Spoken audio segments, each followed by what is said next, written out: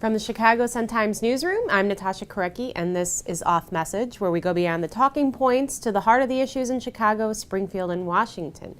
Joining me today are Sun-Times columnists Mark Brown, Mary Mitchell, and our Springfield Bureau Chief, Dave McKinney. In another bizarre twist in an already bizarre tale, Jesse Jackson Jr. tried turning himself into prison and initially failed. At the same time, his lawyers sent out this press release announcing his entry. Is it a good idea for a high-profile inmate, Mark Brown, to announce his entry into prison with a press release? What do you think? I mean, I think, history shows that, most of these guys try to get in there just as quietly as possible. I know we're demanding to know this information, but, it's not a good way to get started with the Bureau of Prisons. They like you to be humble. And don't you think that he was, certainly this took us by surprise. He was supposed to report by Friday, and suddenly he was in there. So I sort of took that as he was ready to go. He wanted to go under the radar screen, and then this kind of backfired on him. Well, backfired, but if he hadn't put out a press release, we've been chasing him around anyway, lined up at the gate. I think he tried to avoid all that, and the reason that it backfired is because, as Mark said, the prisons want you to go in humble, and he doesn't appear to be humble at this point. Well, what's the Jackson family trying to do by putting this press release out, saying what are they trying to tell the public? I don't know if they're trying to tell the public anything. I think it was just a bad PR move. I'm not so sure that it was the Jackson family that did that.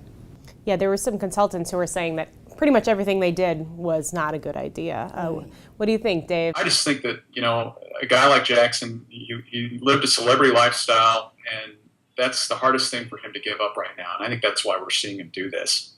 Well, we'll switch gears a little bit here. Dave, you did a couple of really good stories that got a lot of attention over the last couple days regarding Mike Madigan. He has now gone on the attack. He's outright denouncing the BGA because of a story about his petition circulators. Why is Mike Madigan so riled up about this? I think a lot of people are trying to figure out why the response. The language from the speaker here, some have said is just outright, shrill. In this letter that went out to the 71 House Democrats and to the members of the State Central Committee, singled out Shaw and the Better Government Association because they're registered to lobby here in Springfield. Honestly, I question whether the speaker's aim here is to try to dry up some of that funding for the BGA. I don't know.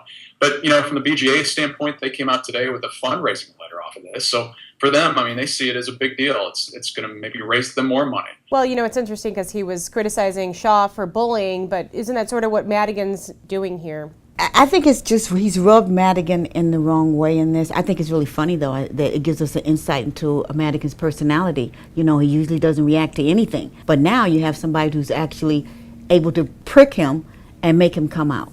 Guys, don't forget, too, that this story really grew out of the whole Metro scandal. And a fellow named Patrick Ward. Patrick Ward was at the center of the patronage scandal. And Madigan went to bat for him with Alex Clifford at Metro. Clifford rebuffed that. And we did a little digging on Ward at the time, and that's how we determined that he was a petition circulator. And when all of that was breaking there, just right before hearings were to start, Madigan came out with a statement, just basically laying out his narrative that he had done nothing wrong and seeking a raise. And again, I think a lot of us thought that was unusual too. He was saying he wasn't guilty of anything when, we were trying to figure out what the storyline was. With that, maybe we'll move to the quotes of the week. I've got a quote of the week. All right, let's. It is the quote of the week, although it's from yesteryear, and it's President Obama saying, "If you like your health care plan, you'll be able to keep your health care plan, period." If you like your health care plan, you'll be able to keep your health care plan, period. And as millions of Americans, I guess, are finding out these last few weeks, it's not working out that way. There's a lot of explaining to do.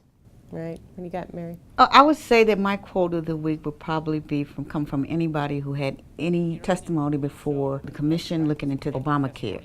I am sorry.